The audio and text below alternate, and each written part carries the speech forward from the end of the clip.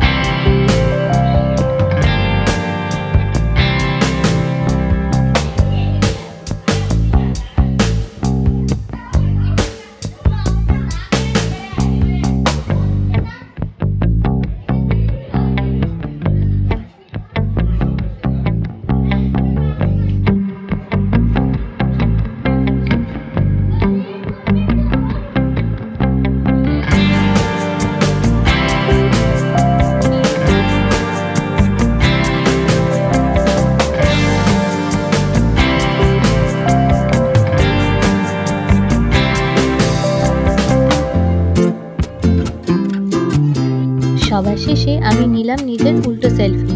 ভিডিওটা কেমন লাগলো কমেন্টে অবশ্যই জানিও, আর চ্যানেলটা ভালো লাগলে লাইক আর সাবস্ক্রাইব করে দিও।